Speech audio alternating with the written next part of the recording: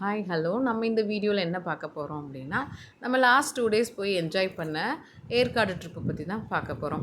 Actually சொல்லணுன்னா ஒரு 5 yearsக்கு before நம்ம ஏற்காடு போனது. அப்போல்லாம் கிட்ஸ் எல்லாம் ரொம்ப குட்டியாக இருப்பாங்க.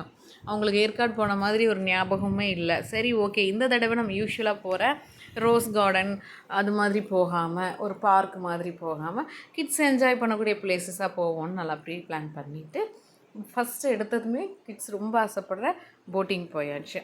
போட்டிங் எல்லாம் பண்ண அப்போ அதுவும் வந்து நான் தான் பெடல் பண்ணுவேன், அடம் பிடிச்சி பண்ணிவிட்டு என்னால் முடியலன்னு சொல்லி ரூமில் போய் பெரியவர் படுத்துட்டார். சின்னவர் ஆஸ் யூஷுவல் ஜம்பிங் என்ஜாயிங் தான். தென் நைட்டு வந்து கேம்ப் ஃபயரில் ரெசார்ட்டில் நல்ல டிஜேயில் நல்ல சாங்ஸ் டான்ஸிங் எல்லாம் கம்ப்ளீட் பண்ணிவிட்டு மார்னிங் எழுந்திரிச்சதும் ஒரு பிளான் பண்ணி ஓகே எல்லோரும் சொல்கிறாங்க இல்லையா, பீக்கு பார்க் அப்படின்னு ஒரு பிளேஸ் இருக்குது, அங்கே போனால் டைமும் நல்லா ஸ்பெண்ட் பண்ணலாம், கிட்ஸு என்கேஜாக இருப்பாங்க அப்படின்னு சொல்லி கேள்விப்பட்டோம்.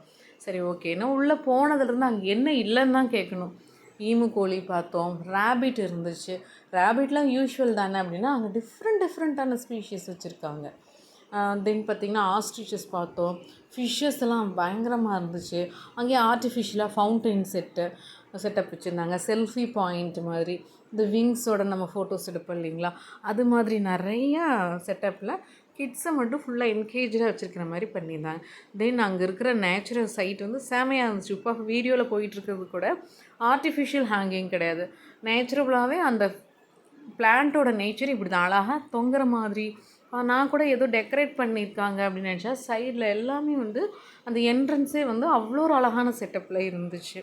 தென் கிட்ஸை கேட்கவா வேணும், இனி அங்கே ஒரு ஃபோட்டோ எடுங்க இங்கே ஒரு ஃபோட்டோ எடுங்கன்னா அவங்களுக்கு நாங்கள் ஃபோட்டோகிராஃபராக ஃபுல் டைம் நல்லா பீக்கு பார்க் விட்டு வெளியில் வர வரைக்கும் நல்லாவே வேலை செஞ்சோம். அவங்களுக்கு ஒரு ரைட்டில் போய் என்ஜாய் பண்ணுறதா லெஃப்ட்டில் போகிறதான்னு தெரில. ஏன்னா எங்கே பாரு அனிமல்ஸு சும்மாவே உங்களுக்கு பிடிக்கும். இதில் எங்கே பாரு அனிமல்ஸுக்கும் போது எங்கே தெரில. சரி ஃபேமிலியோடு ஒரு ஃபுல் ஃபன் பண்ணணும் அப்படிங்கும்போது அங்கேயே இருந்தது தான் இந்த பேர்ட்ஸ். இது ஒரு பெரிய ரூம் செட்டப்பில் இருக்குது. அதுக்குள்ளே போனது பேர்ட்ஸ் எல்லாம் இருக்காங்க, நம்மளெல்லாம் உள்ளே விட்டுறாங்க. நமக்கு இஷ்டம்னா கையில் நிறையா சீட்ஸ் கொடுப்பாங்க, அந்த சீட்ஸ் தான் அவங்களோட ஃபுட்டு. அப்போ மோர் தேன் 50 to 100 பேர்ட்ஸ் உள்ளே இருக்கும் அந்த ஃபஸ்ட்டு ஒரு என்ட்ரன்ஸில். அந்த ரூமில் உட்காந்து அந்த சீட்ஸ் சாப்பிட்றதுக்காக நம்ம கையில் வந்து உட்காரும். நம்ம கையில் வந்து உட்காந்து நமக்கு ஒரு மாதிரி அது ஒரு ஃபன்னாக தான் இருக்கும், த்ரில்டாக இருக்கும். அதே சமயம் பயமாக இருக்கும் எங்கே குத்திடுமோன்னு சொல்லிட்டு. கையில் மட்டும் உட்காரது இல்லைங்க, நம்ம கையில் சீட்ஸ் பார்த்தா ஒரு பேர்ட் சாப்பிட்டுட்ருக்கா, உடனே இன்னொரு பேர்டு வந்து நம்ம தலைமையிலையும் ஷோல்டர்லேயும் உட்காருது. நெக்ஸ்ட்டு இன்னொரு ரூமுக்குள்ளே விட்டாங்க, அதுலேருந்து இன்னொரு என்ட்ரன்ஸு. அங்கே இருக்க பேர்ட்ஸ் பார்த்திங்கன்னா அதுவும் சீட்ஸ் சாப்பிட்ற பேர்ட்ஸ் தான், பட் கொஞ்சம் சைஸில் ரொம்ப ஹியூஜாக இருந்துச்சு. அதனால் அது மோஸ்ட்லி அங்கே இருக்கிற அந்த பேர்ட்ஸ்லாம் வந்து யார்கிட்டையும் அவ்வளோ சீக்கிரம் போகலை. அந்த பெரிய பேர்டை பிடிக்க எங்களுக்கும் கொஞ்சம் பயமாகவும் இருந்துச்சு. அதனால் நாங்கள் அந்த விபரீத பரீட்சையில் இறங்கலை, அப்படியே வேடிக்கை மட்டும் பார்த்துட்டு வந்தாச்சு. தென் அதுலேருந்து இன்னொரு செட்டப் போனோம் அப்படின்னா அக்வாரியம் மாதிரி பண்ணியிருந்தாங்க. யூஸ்வலாக அக்வாரியம் தானே அப்படின்னு இல்லாமல் டிஃப்ரெண்ட்டான ஸ்பீஷீஸான ஃபிஷ்ஷஸை வந்து நாங்கள் பார்க்க முடிஞ்சுது. அதுலேயும் சில இதில் என்ன ப்ரிசர்வ் பண்ணி வச்சுருந்தாங்கன்னா ரேர் சம்திங் ஏதோ எக் மாதிரியும், தென் ஏதோ போன்சாய் பிளான்ட்லேயே இந்த உடனில் இருக்கிற மாதிரியான போன்சாய் ட்ரீஸ்லாம் வந்து ப்ரிசர்வ் பண்ணி வச்சுருந்தாங்க. அதுவும் கொஞ்சம் டிஃப்ரெண்ட்டான ஃபீலிங்காக தான் இருந்துச்சு. என்ன கொஞ்சம் அதில் வந்து அதோட நேம் என்ன, என்ன மாதிரி ப்ரிசர்வேஷன், அது மாதிரி கொஞ்சம் போர்டோ ஒரு டீட்டெயில் நோட் வச்சுருந்தாங்கன்னா இன்னுமே எங்களுக்கு அண்டர்ஸ்டாண்டபிளாக கிட்ஸ்க்கு எஜுகேட் பண்ணுற மாதிரியும் அமைஞ்சிருக்கும்.